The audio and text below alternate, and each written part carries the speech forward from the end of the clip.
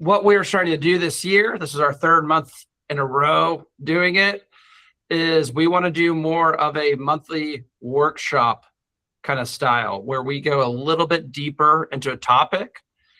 We may invite guest speakers in. In January, we had Paul Sandeman of Contractor Staffing Source come in, did a great talk on how contractors can hire. Last month, we talked about how to actually sell cost plus jobs. And today we're going to be kind of sticking with that sales kind of topic, but this talk is going to be a little bit different. And this is going to be a talk that is less about like specific in-field sales training, right? Like we're going to cover some stuff as it relates to that. But this is really training on how to really build and manage an effective sales process to make the most of every lead that you have coming in. Today is not really about getting more leads. Most of you are getting good leads. Maybe some of you are still wanting to get more leads, and that's why you're here, and we're working on that, and that's okay too. This talk is still very relevant for you, even if you're in that spot where you're like, hey, I need more leads. What we have noticed is that like lead generation and getting a legitimate customer to call your business is literally only 50% of solving the problem. We have found that half the time, right, and those stats aren't based in anything except for me saying that in a moment anecdotally, right? We find that typically half the time when it feels like someone has a major lead problem, hey, Robert, I need more leads, I need more leads. Half the time it's not so much a lead problem as much as it is a lead management and pipeline management problem, right? So that's what we're going to be talking about today. We're going to be talking about how to increase your conversion rate, how to close more deals, how to book more leads, how to almost not need more leads because you're booking more of the leads that you have. And the best thing about this talk today is that it's not going to require any of you to spend any more money. That's the coolest thing I like about this talk. A lot of our ad budgets as we're growing our businesses are tight. That's normal, right? And we may not have a lot of extra capital to invest. So what we're going to be talking about is how to make the most of what you have so that every dollar that's spent is being put in the best position to get a return, right? So some of the things we're going to talk about. Everyone can see my screen, right? We're good? Okay, what we're covering today. So first of all, we're going to be talking about managing how to really manage leads effectively in your software system, in your CRM, right? For most of you, that's CMM, right? Whether that's another CRM, the particular CRM doesn't really matter today, but we're going to be talking about how to manage leads effectively to close more deals. We're also going to be talking about what you should be covering in your weekly sales meeting. We're going to be talking about the importance of having guardrails in a sales process, right? Especially as a contractor. And, what you should actually be doing in your sales meeting, the things that you should be looking at, the things that you should be asking your team about, right? The guardrails. Then we're going to be talking about, I'm going to give you guys a lot of cool statistics today about the importance of really quick and consistent follow-up to close more leads. One of the points I'm going to be highlighting is not to make assumptions in that process, which we'll talk more about that here in a second. Going to be giving some stats on follow-up. And then we're going to be talking about how to increase your average deal value, whether you're a service company, whether you're a construction company, how to increase average deal value by offering options. And we're going to be going into the psychology behind it. I think we talk a lot about options, but I want to go into some of the psychology behind it. So this talk is very applicable. I remember we were meeting as a team a few weeks ago wanting to prepare for this next talk. And one of the things that the team we really wanted to do is cover something that is applicable for service businesses, for construction businesses, for really any business. And that's what this talk is going to be today, right? So, okay. Let's talk about what I like to call the real problem in your business. This is something I mentioned a moment ago. It can often feel like the biggest problem is generating more leads, when the bigger hidden problem is actually managing those leads to effectively close more deals. Quick story. I remember I was talking to my partner in Seattle, Tyler, and this is about a year ago. And I remember he came to me and he said, "Hey, dude, I think we just need more leads. We need more leads." And so I, met with him and we looked at the pipeline. And in the pipeline, I saw that there were like 12 or 13 like open opportunities that hadn't closed. A lot of them were in kind of that early day one stage or appointment not yet set, or, we're talking to the customer but haven't confirmed an appointment stage.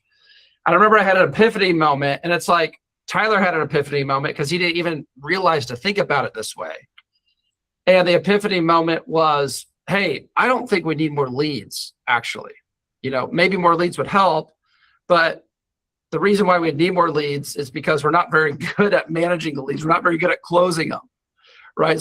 So we want to get more leads, because if we get more leads, then our, 20%, 30% close rate will be able to work, right? But why do that when we can just increase the close rate and close more of what we already have?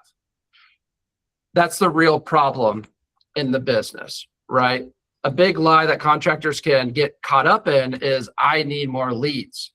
When in reality, they're not taking a look at how their current leads are being managed. Hey, we gave an estimate out to somebody, haven't heard back from them in a week and a half, right?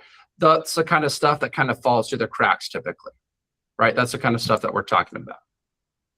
So the first thing I want to go over, and this comes straight from our 10-step sales process document. That's a pretty important document in our process. I want to give you guys questions to do like a lead flow audit, right? This is something that you don't have to do right this moment, but as I'm bringing these questions, I want you to think about it, really think about these questions as it relates to your business right now. Can you answer these confidently? Can you answer these kind of confidently, but you don't know for sure? Whatever it is, use it as an opportunity for growth. So some lead flow questions. Do we know what sources are all our leads coming from? First of all, do we just know exhaustively? Do we actually know that, where all our leads are coming from, right? Do we know which lead sources are working best and which aren't? This is one of the reasons why pretty early in our process at Redmond Growth, we start the tracking document with everybody, right? We want to see which lead sources are working, which aren't, right? How long does it take your business on average to reach out after a new lead comes in? How long does it take you guys to reach out? How long are we, are we even really thinking about that? Is that even do we even have rules in our business that, hey, we need to contact a lead after it comes in within this time frame, right? What is our cost per lead and cost per customer? Do we know how much that we're spending just to get a lead? And do we know how much that we're spending just to book a deal?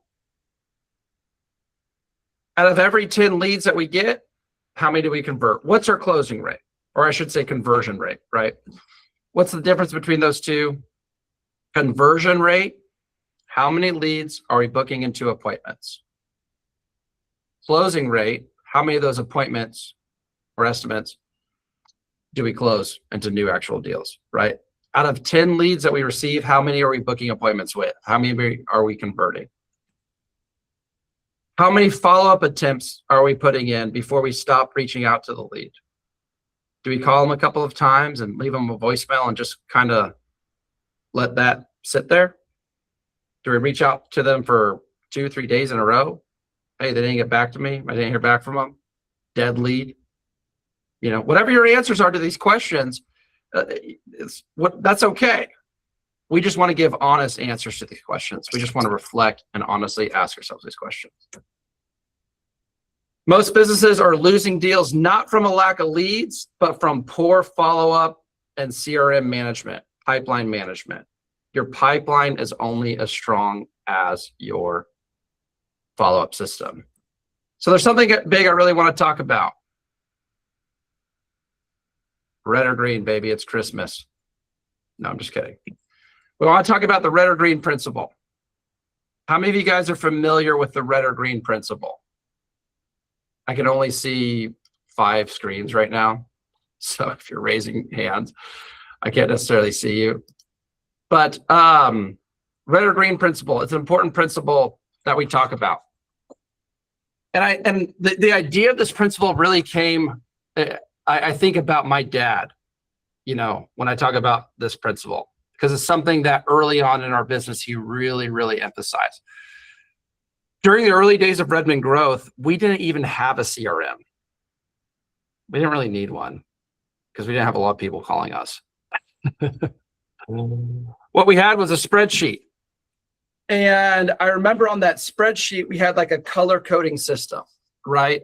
If like a lead was, you know, highlighted yellow on the spreadsheet, it meant like, you know, we booked an appointment with them. If they're highlighted blue, we booked a growth plan with them. And then if it was like highlighted red, that means it was a dead lead. If it was highlighted green, that means it was a closed deal. The red or green principle is simply this. We want to move our leads to be red or green as quickly as we can, as efficiently as we can in a sales process. That's the basic principle. We want to move our leads to either be a dead lead and definitively a dead lead, or a closed deal as quick as we can in the sales process. We're not satisfied with anything else. Why? Because if someone is not either, if we don't know that they're either a dead lead or we don't know that they're going to be a closed deal, they're in this kind of stage that I like to call lead limbo, right? They're in the stage where they're like in the sales process, but are they really moving along the sales process? Like, is there a clear next step? Are they in the thinking about it stage, right? I call it the lead limbo because it's like this vague, ethereal, like place where the lead just kind of exists, where we don't know if they're going to book, we don't know if they're not going to book, and they're just kind of existing.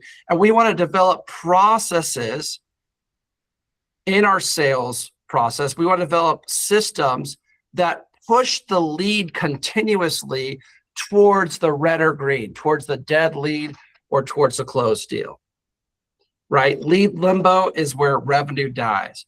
Lead came in, got called once, booked an appointment, quote was sent. We don't know what happened after that, right? Nobody knows if it's alive. That's the lead limbo.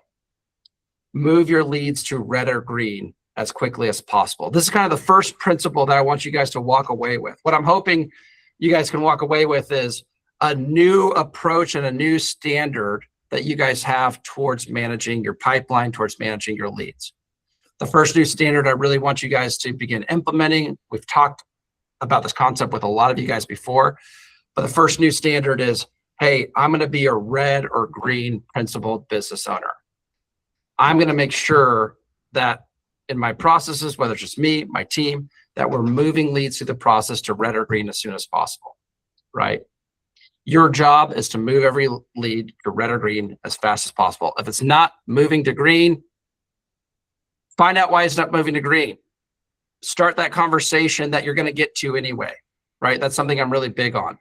Sometimes in our sales process, we're like not wanting to have a conversation because we're afraid that if we have the conversation and ask someone, hey, are you wanting to move forward, that they're going to say no, right? And we don't want to face that rejection. But that is a win. It's not as big as a win as closing a deal, but it's a win because now we definitively know that we can stop spending time or energy towards this lead, and we can go spend our time or energy towards the people that we have yet to book that aren't a dead lead. That's why the red or green principle is important. It allows us to maximize our focus and energy towards people that are serious. It allows us to discard the ones that aren't and prioritize the ones that will close, right? If it's not moving to green, find a way to push it to red so you stop wasting time on it. So that's the first principle, red or green principle. Guys,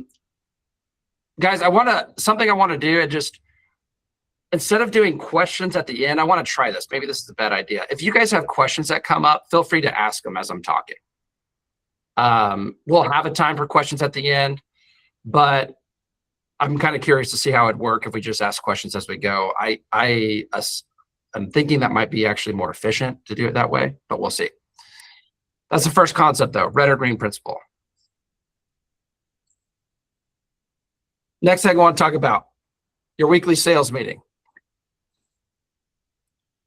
How many of you guys, and because I can't really see everyone's hands, feel free, I would love for someone to chime in. How many of you guys are doing a weekly sales meeting right now?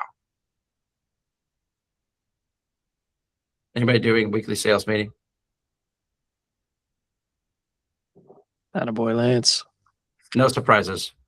No surprises there. I kind of knew he was already doing it anyway. Lance, real quick. Jim Kolke. God bless you, sir. Do either of you want to share what that sales meeting looks like? Yeah, sure. I bet there's whatever you're doing, there's a lot of overlap with what I want to talk about. So sure. Yeah, go ahead. We just with a couple people that involved, we go through our CMM portal. We also have another portal through a lead source that we use. We go through like past leads, existing leads, follow up on estimates that have been sent, kind of making sure that the CMM is cleaned up. We're moving people through.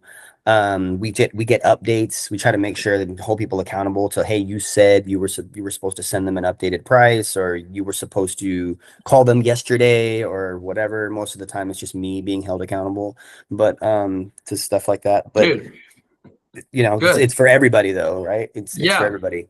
So it's basically like that, and it's not very long, but we make sure to go through, and just the idea is really just hold people accountable to doing the stuff that they said they were supposed to do. So everything that Lance just said is like exactly the stuff I want to get into. That's a great sales meeting right there, right? And he used this word accountability a lot, and that's kind of the key word. And I love that he was like, even me, hold me accountable. Because business owners need accountability as much as anybody. But the reason why business owners need accountability isn't necessarily for the reason why an average employee might need accountability. Like I know that Lance doesn't need accountability to like work hard and want to grow his company. You know what I mean? Like he's got that, right? He's got that motivation. But business owners need accountability simply because we have a million stuff flying across our desk every day, and it can become really easy to get sucked in or pulled into places that seem like a good use of time or seem like a conversation worth having, but typically aren't the best use of time. And that's what I have found the biggest reason why business owners need accountability. I think that's part of the reason why our program is so effective, is because we work with business owners to keep them really focused on the most important things, so that we can actually make progress in your business rather than trying to focus on, a bunch of different things at once, or focus on one thing and then not finish that thing and move to something else. And then we just have the business stays stagnant. So the accountability is a really big word here. So here are 8 things you need to cover in every sales meeting. If you're thinking about yourself, I don't have a sales meeting. Or if you're thinking to yourself, like, I don't need a sales meeting because I only have one person on my sales team helping me, right? Even if you are the only salesperson in your business, I would encourage you to get in the structure and habit of having a set dedicated time to ask yourself these 8 things every week. These will absolutely help you. This is one of the most important things I think I'm going to cover today. We're talking about guardrails, right? We're talking about how to manage a sales team. We're talking about how to make sure we're not missing opportunities. And by having a weekly sales meeting, number 1, and by just simply covering these things, that's going to really be one of the biggest things that puts this red and green principle into practice. If you're like, okay, Robert, I want to do the red and green principle. How do I do it? This is how you do it. Let's get into it. First thing, in your sales meeting, go to your CRM. It's kind of like Lance just said. He pulls up his CMM. He pulls up his other lead sources. And you're just reviewing all open leads in your CMM. Literally, you're going through each one and just saying, where are we at with this? If there's anyone open, we're making sure that there's no stone left unturned. recently I was meeting with Alex Tyson on our team. And I was taking him through this process, and literally I was asking him, you know, hey, where are we at with this lead? Where are we at with that lead? Where are we at with this lead? We're going through each individual one, right? Reviewing all open leads. That's the first thing you're going to cover in your sales meeting. Review all open leads. Flag anything that hasn't been contacted within 24 hours. Hasn't been contacted within 24 hours, that's the next action you take after that sales meeting, right? Next question to ask yourself, and this kind of goes with the first one, as you're reviewing open leads, right? You're asking yourself, which leads are stalling and why? Where are we stuck? Oh, the customer's still thinking about it. What do they have to think about? Like, okay, we want to give them time to think about it, but when is the clear next follow-up? Do we have that scheduled with them? Do they know we're following up, right? Which leads are stalling and why? Define, after you identify the leads that are stalling, define the clear next action for that stalled lead, right? What needs to happen next? Conversion rates by lead source. This is something that I really want you guys doing with your coach so that we're not cutting something too early. Like, I don't want people to start running Facebook ads in 2 weeks in being like, oh, it's not working. You know what I mean? Some of this stuff takes time. But it's important that you begin to evaluate your lead sources to identify the ones that aren't working. I was at a meeting with one of our clients recently, and this individual was spending like $4,000 a month on billboards. And spending that kind of money on billboards, like, at a certain point in a company's timeline, may be a wise thing to do, but it wasn't a wise thing for this customer to be doing, or this person to be doing at this point in time, right? So what do? We're cutting what's working and we're reinvesting that into the lead sources that are working, right? Walk through any proposals that were sent in that week, right? What's the follow-up plan for each one? Again, if you're following our 10-step sales process, then we should be already covering quotes and proposals with a customer proactively, right?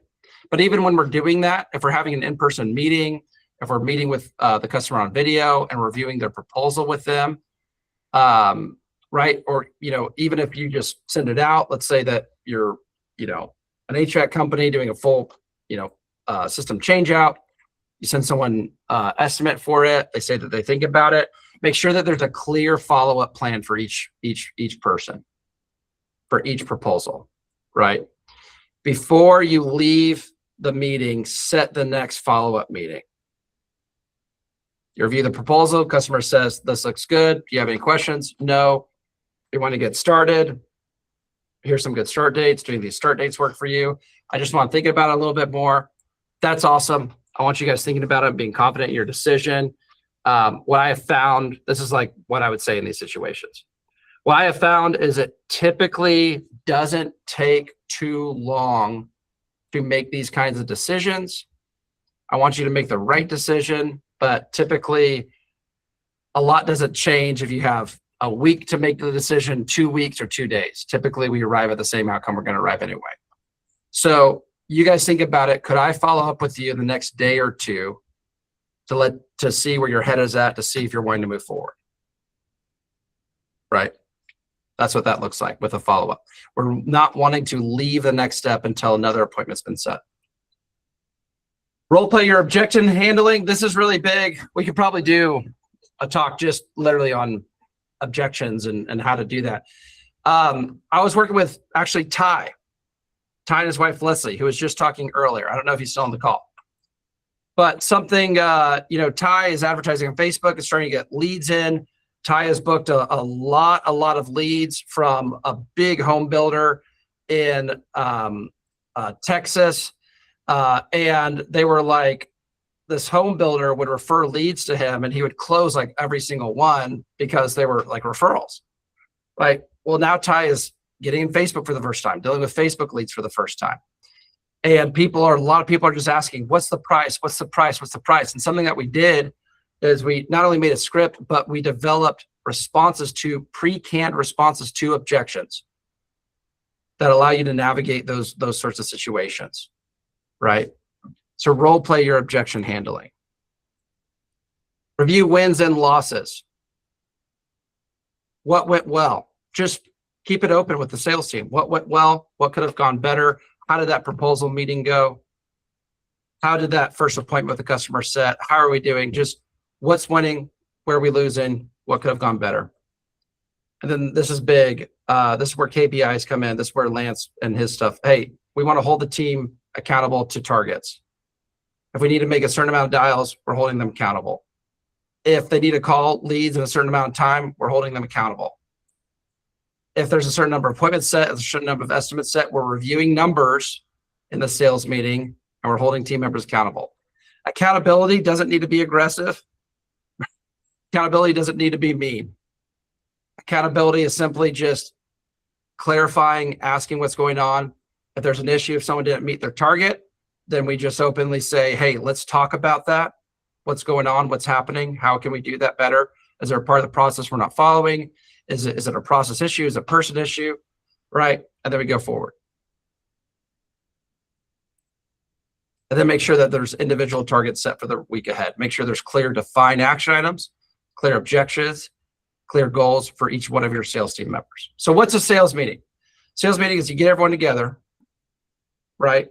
I do think it's smart to have an agenda for really any meeting. You can have a sales agenda. Get everyone together. We're reviewing our CRM. We're asking ourselves, as we're reviewing the CRM, which leads are stalling and why. We're reviewing our marketing numbers. What leads are we getting from what lead source? What's working, right? We're reviewing any proposals that have been recently sent. Where are we at? What's the follow-up plan? If we're dealing with objections, we're using that time to role play with objections. If there's time, we're reviewing, hey, wins and losses, what's going good, what's not going good. Then we're holding the team accountable. We're reviewing KPIs, and we're making sure that the KPIs and the targets for each team member are set. You can do this in 30 and 45 minutes each week. It's the same thing every week. You never stop doing it. That's your sales meeting. That's the guardrail. Questions about that? Jeff, what's up, buddy? Hey, Robert. So can you go back to that screen you just Yeah, had? yeah. Thank you. Yeah. So dials made, like some of these goals, especially like numbers, like dials made, appointment set, estimates sent. How do you, for me right now, it's just me. I'm the sales team. So, but how do you I am looking to hire a salesperson at some point in the near future. But for now, it's just me. How do you come up with those numbers? Is that something? So the dials made, that's typically more applicable if there's like an outbound process in place. So like this would be applicable for like a Dream 100, right? If someone's like running a Dream 100, we'd want to make sure that they're hitting a certain volume per day. But to your question specifically, if I'm the only guy, Robert, how do I determine the numbers? Let's talk about appointments set. What I would do, Jeff, is I would look at, okay, out of your past 10 leads that you've received, right? Or on average, right? Even if you wanted to do this with all the leads that you received in the last year, I just think 10 is typically easier. How many of those leads did you, Jeff, book as appointments? What is your conversion rate? Now, if you're wanting to do this for yourself, you can hold yourself accountable. You can work with Bryce and kind of create these numbers. Like something that I like doing is like use the coaching meeting for your sales meeting. Like Bryce could cover the stuff with you and it wouldn't even take half the meeting, right? And so you can use that if you're by yourself, use your coach as part of your sales meeting in your coaching meeting. But you'd want to make those numbers based upon averages, Jeff, that you yourself hit. And then when you have other team members come in or a sales rep come in, you're not necessarily expecting them to hit your numbers. That's just an unreasonable expectation. They're not as good as you. They haven't been doing it as long. It's not their company. They're not as passionate. Like the owner will typically always be the best salesperson. But you do still want to have that high standard. So I typically don't like people compromising like below 80% of what their standard is, right? So expect that any sales rep. So let's say that you come in and like you're out of 10 leads, you're setting 8 appointments, right? Or let's say you're setting 10 out of 10. Well, if I was setting 10 out of 10, right? If I get a legitimate lead, I know I'm booking an appointment every time. I'm not going to expect a team member to do that, but I would want them to set 8 out of 10. That's what I mean by 80%, right? So estimates sent. Okay, what out of the number of appointments that you go to, what is the average amount of proposals that you're able to send out? That's your new metric. That's your new standard. Really good question. Does that make sense? Yep. Appreciate it. I think like the reason why I think this is important is whether you're by yourself or whether you have a sales team, having a clearly defined target is so important because it's what directs your action and directs your focus, right? If we don't have clearly defined targets, it's early in the week, we set 3 appointments. Oh man, we're feeling good. Yeah. We've got 3 appointments on the calendar this week. It's only Monday. And that could, cause us psychologically to think that we're doing really good. Tuesday rolls around, we don't set any. Wednesday rolls around, we don't set any. Thursday rolls around, we set 1. Friday rolls around, and now it's like, oh shit. We've got like 1 appointment on the calendar, and those other 3 appointments didn't go great. That's why you want to have a number. Like something I'm thinking about as well that's coming to mind is our one of our tracking documents. Where we have the yearly goal, and then we break that down into the monthly, the weekly, what activity we need to see in order to hit the yearly goal. That's kind of the idea here. Is that we want to have metrics, we want to have numbers outside of ourselves that will direct our focus towards the most important activities that will lead us to the results that we really want, not base our activity on how good we feel about ourselves because we set 3 appointments earlier in the week. Cool. Okay, just a couple more things here. The 10-day follow-up formula. That's what I'm calling this. The follow-up formula that turns ignored leads into closed deals. Let's get into it. So what's the 10-day follow-up formula? The 10-day follow-up formula is, first of all, set a rule. And we're going to be going over some stats here, but set a rule. Find a way to call your inbound leads within 5 minutes. You get a form filled out, you get something filled out. Set that standard for yourself. The likelihood of you booking that deal dramatically increases within that first 5 minutes. If you can't do the first 5 minutes, if you're like, Robert, that's an unrealistic expectation, it's not going to happen, at least make it within the first hour. A lot of data out there that shows how, and we're going to be going over it, how much the likelihood of you closing that deal increases if you can do that 5 minutes, that first 5 minutes, or especially that first hour, right? Just make it, just decide we're going to find a way to do this. Other companies can do it. You can too. It's just a decision. Just stick with it. Next thing, call twice every day. Call twice every day. Calling in the morning and afternoon. Those are peak contact windows, right? First thing in the morning, afternoon. Call twice a day, every day. For 10 days, right?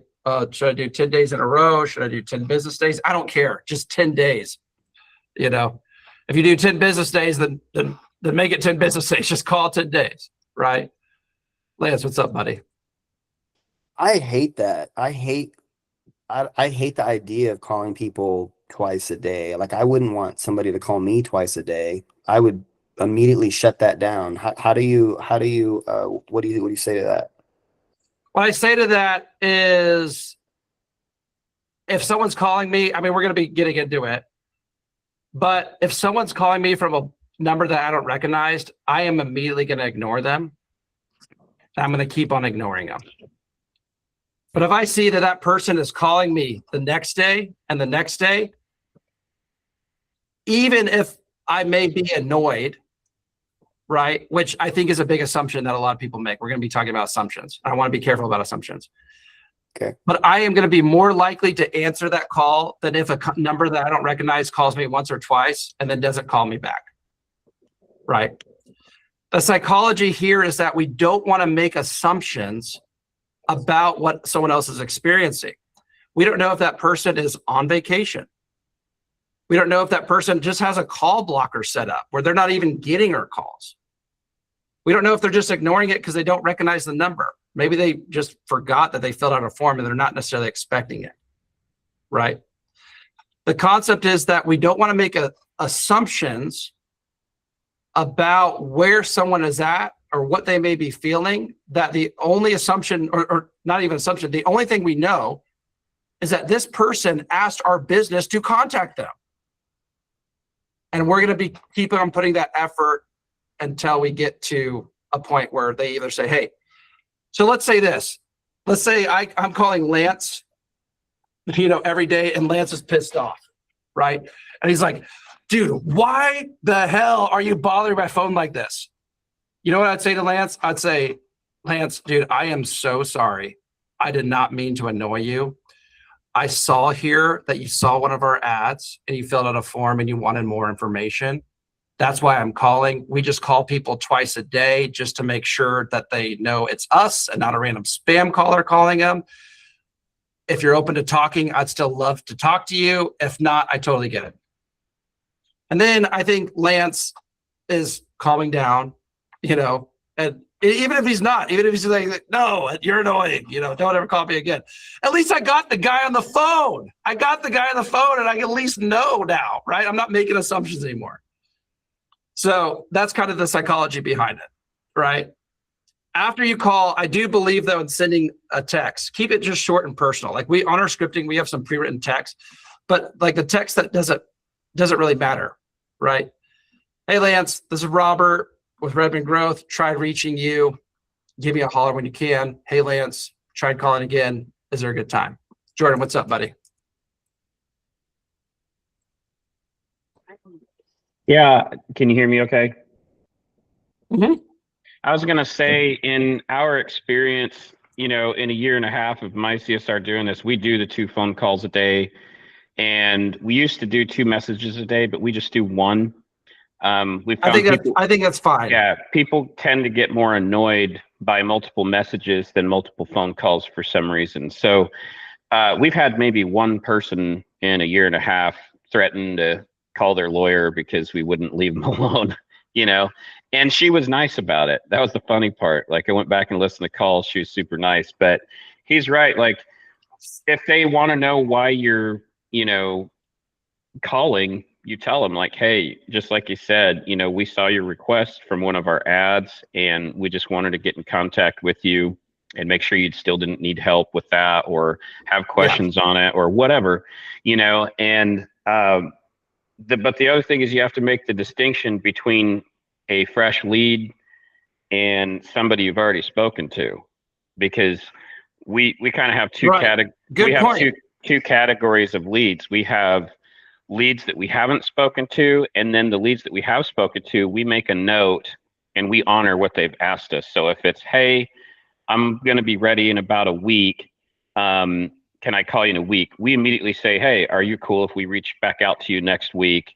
We'll put it on the schedule for this day or whatever. And I don't think we've had anybody tell us no, except for maybe someone who says, nope, I want to be the one to contact you. And people who do that actually do.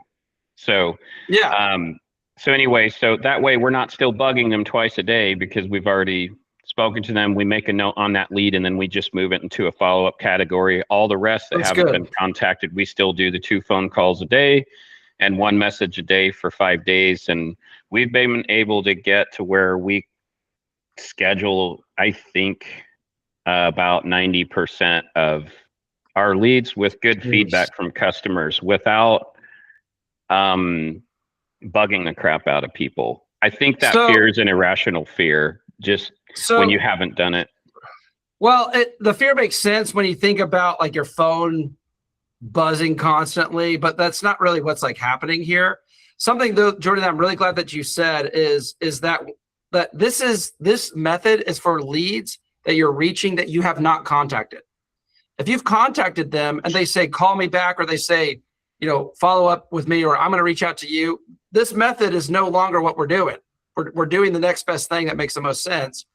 This is just for people that we haven't reached, right? So I want to kind of get into more of the science behind why this works. Hey, Robert, can I add something? Yes, for sake of time, I do have like one more slide to go over. Okay, do your But thing, yeah. Then. I I'll do put it in want to the hear that. chat. Do your thing. Go ahead, Robert. Okay. I'll put it in the chat. Yeah. So let's talk about like the science, the data behind this, right? 44% of salespeople give up after just one follow-up attempt. So like nearly half of people call once, give up, right? 80% of sales close between the 5th and 12th contact. 80% of sales close between the 5th and 12th contact. Only 8% of reps follow up 5+ times, but they get 80% of sales. 2% of sales happen on the very first contact. What does this tell you? This tells you simply, do not make assumptions about your leads you have not spoken with. I made this stupid slide just to emphasize that point, right? Do not make assumptions about your leads you cannot have spoken with. Your mind will do crazy tricks on you, right? You'll say, oh man, I would be annoyed if someone was doing this or this and that, but like that is probably not even on the person's radar. There's like 100 other things that are probably happening that's causing this person not to answer the phone. And it probably isn't because they're upset. And if they are upset, like, what the heck is your problem? You told me to contact you. I didn't hear from you. I'm calling you just because I want to be consistent to make sure I can take care of you. Like, if you're not interested, just tell me, So that's kind of the idea. I have this burrow here. This is a burrow. And in the King James translation of the Bible, they would call this an ass. Do not make assumptions. Do not be a burrow. Yeah. Thank you, Jordan. Last thing I want to cover is the power of offering options and some of the psychology about it. You increase average deal value without upsetting customers by taking care of customers, kind of like Jordan said, by offering options. Let's get into the psychology of it. So this is applicable for service, and I want to say this is applicable for construction. I think like remodelers, home builders, whatever, I think it'd be smart to offer options for people. Shifts the frame. Why do we offer options? The first thing that it does is it shifts the frame.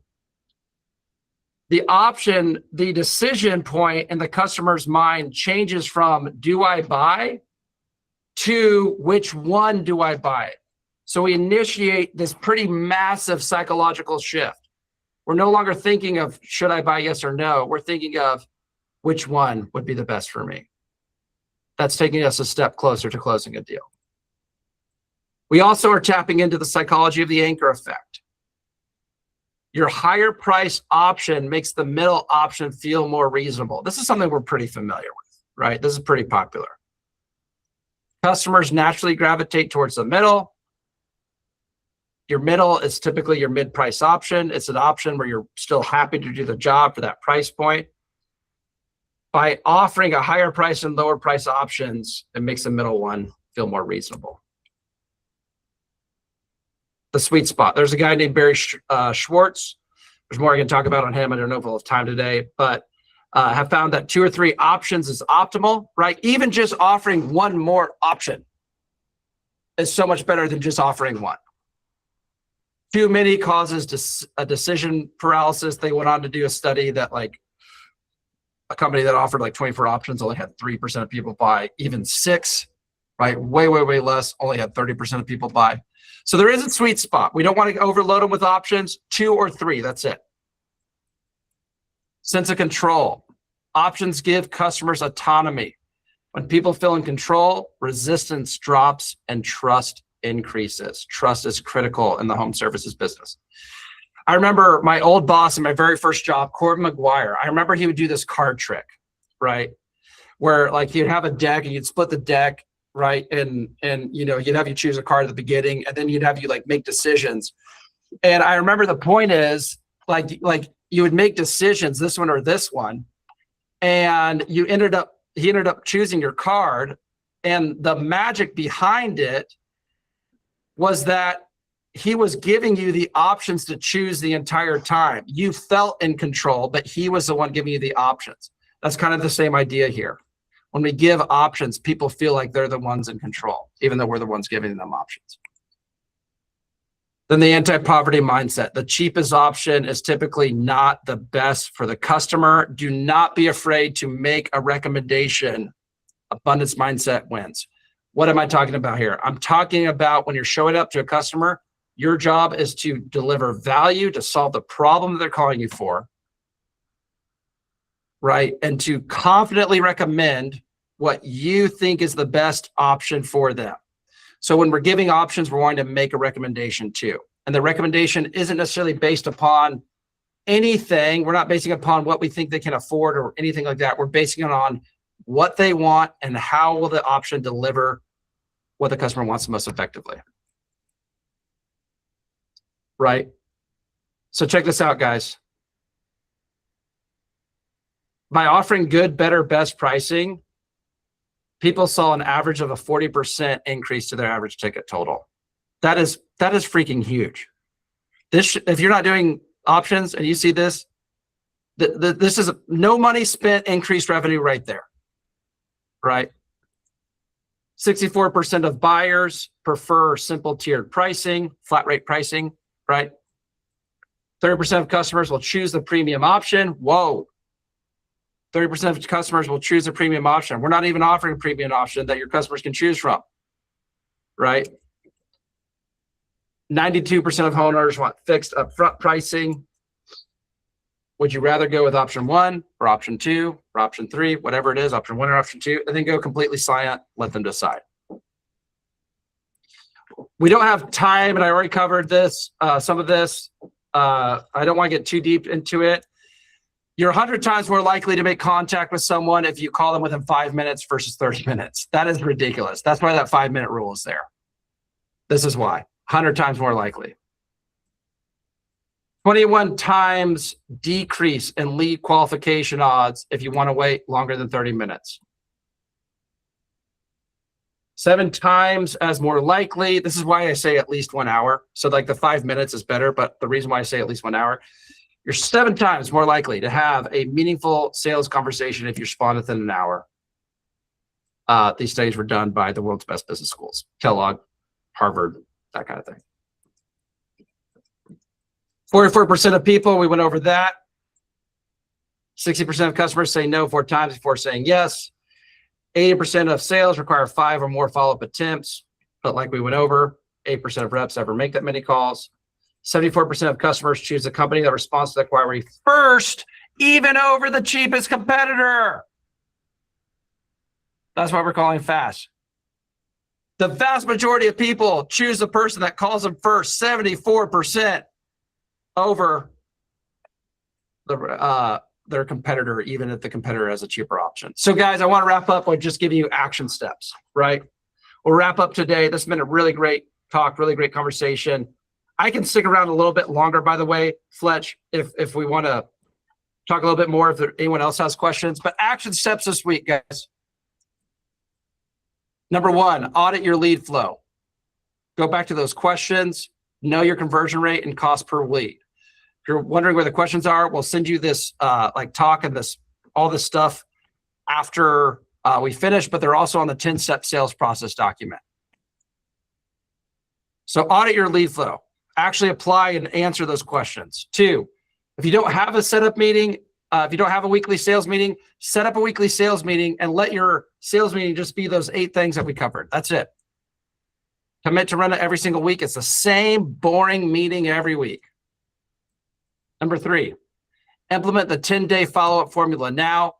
Call within 5 minutes. Call twice a day. Text, I say text at least once daily. Email at least every other day. 10 days in a row, no excuses. Start presenting options on every call and every appointment. Recommend the best option first, and then the other options, and then just let the customers decide. Go silent. And then review pricing for your options. Are we leaving money on the table just because we're not giving options, just because we're not pricing our options, just because we don't have a flat rate system, whatever that may be.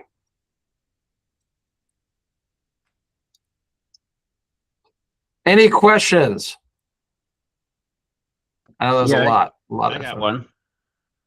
one that we're still struggling with is like getting estimates to close after we've already been out, given and presented in person, and not with the big ones.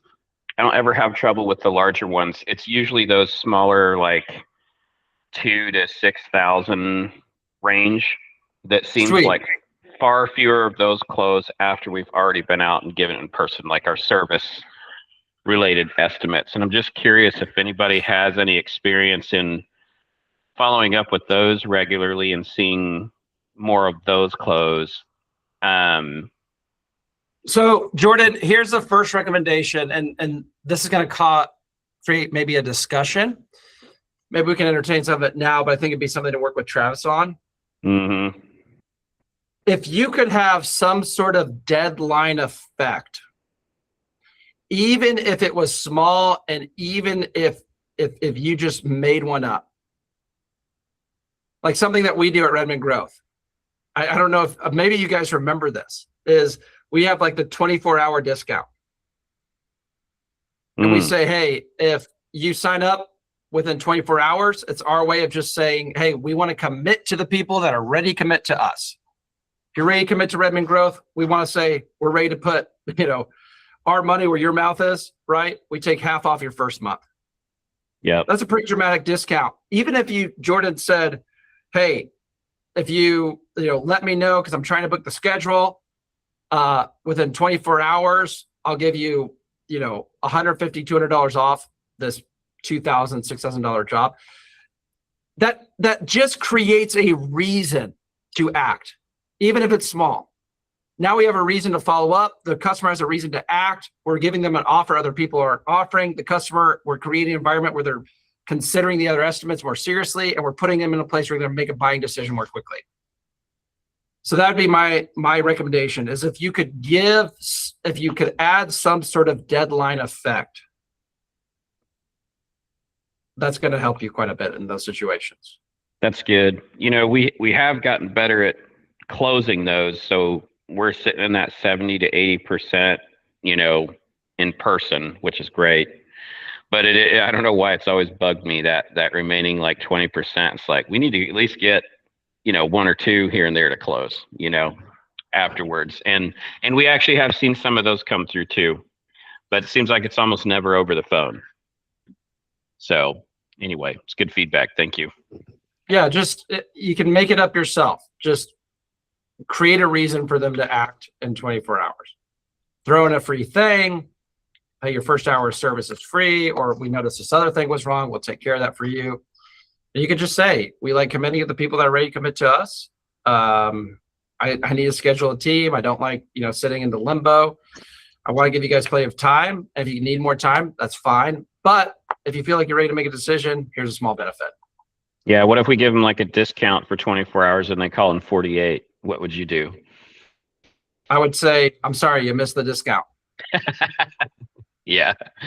Yeah. I'm serious. Yeah. The discount doesn't become real if that's what you do.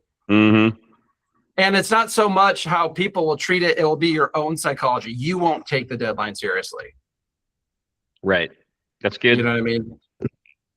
So, but yeah, dude, it's funny that you asked that, because I think this is a valid question. And I used to be like, oh, it's fine. And you can make decisions on a case-by-case basis. Like, I remember I offered the 24 discount to a client a few months ago, and they were really worried about it. I think I met with them Thursday. They got back to me Friday, and they're like, we're ready to sign up, but we're not going to be ready to pay till Sunday, but we want to get the discount. If we could pay today, we would. We're just waiting for this money to deposit.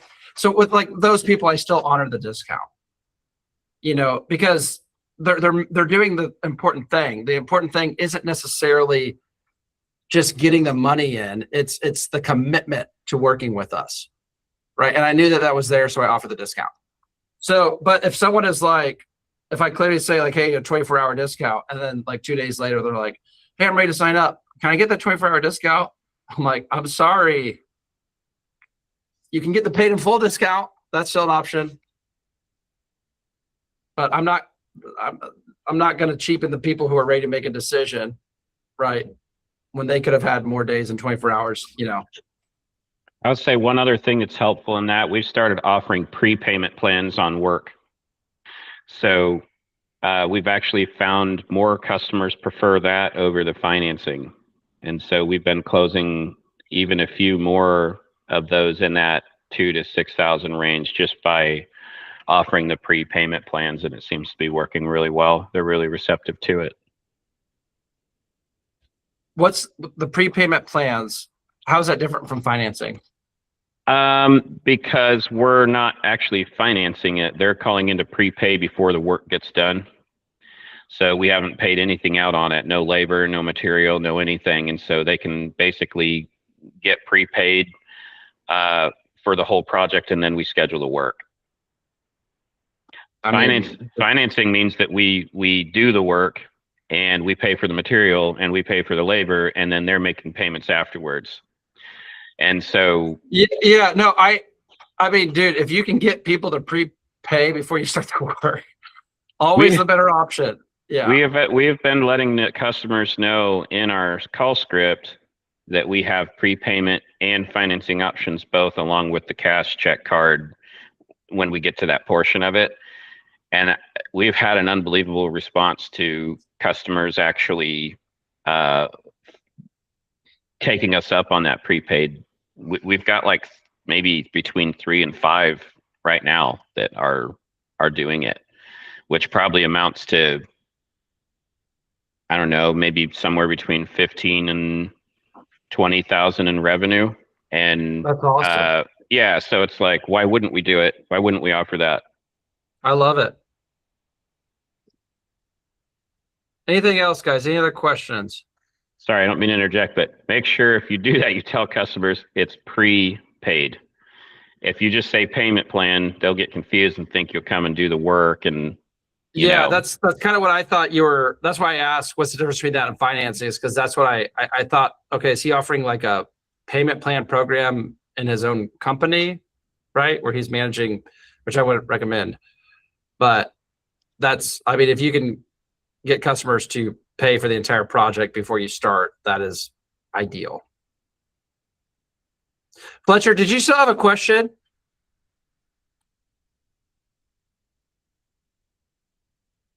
Oh, I think you're on mute. Yeah, did you still have a question, Fletcher? Sorry, I was answering somebody else's question in my office, man. So I was on mute, but I wasn't. No, you're to you guys. okay. I was talking to them. No, I didn't have a question. I Okay. put it in the chat. I was just, you had actually, as I asked, could I say something? You had just finished saying what I was going to say, which is we don't hound our existing customers. We just talk to new people. We want to find out if they're a real customer or not. Yeah. I don't mind calling or texting them every day. I want them off my CMM if they're not going to become a customer. So either you're in or you're out. That's exactly the red or green principle. Yeah. That's exactly the red or green principle. That's good, man. So I was just gonna, say, yeah, do that. Not your existing customers, though. If you hound your existing customers, they're gonna say, I thought I already worked with you.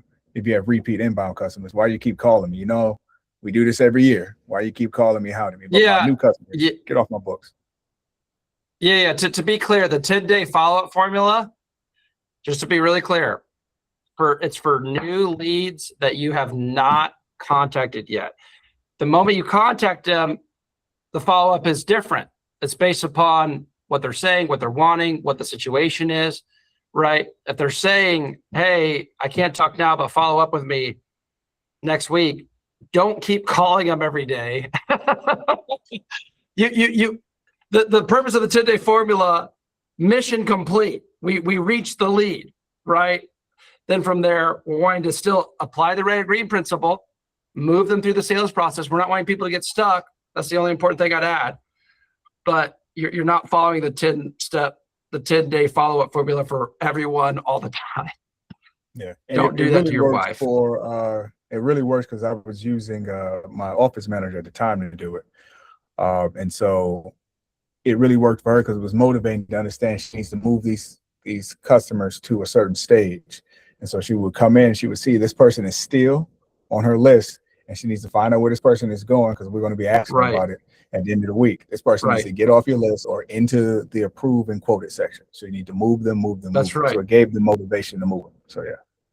That's exactly it. So that is what Fletcher just explained is exactly what you should be doing in a sales meeting. And it is exactly what the red or green principle is in effect. Right? He said, move them, move them, move them. He's talking to a team member. We want to move them. They're sitting in there. That's your job. We'll move it. That is, he's not having to get upset. He's not having to yell at them. He just has a standard. He's expecting his team to follow it. He's reinforcing that standard. He's managing his team according to that standard. That's it. Really good. Glad you shared, Fletcher. Anything else? Anything else?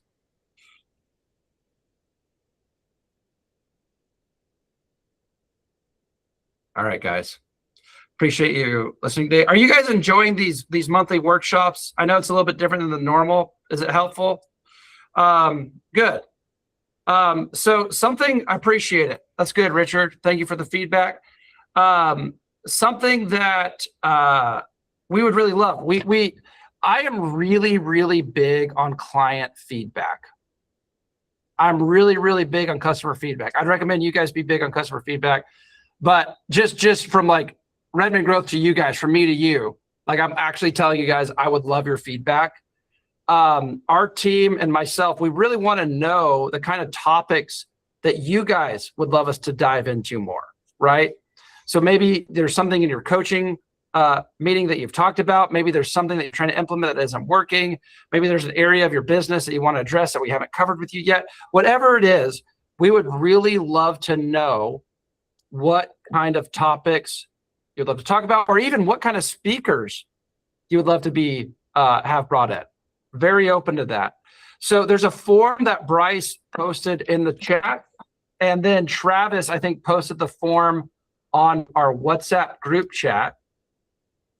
And there's like, we gave 4 options of 4 common things that we find is like typically the most common things that people need to cover. So you can click one of these things, but you know, today we talked about this thing. So we just kind of internally chose this thing today. But if what you want to hear isn't on here, right? Please put, hey, would love to hear a speaker talk about this. Would love to hear you guys talk about this topic. I would always, please just put the topic in here and then submit it. And we'd love to get your feedback, right? We want to really help you guys in the way that you want to be helped. We want to give you guys the experience that you guys are really wanting, that you guys are really looking for.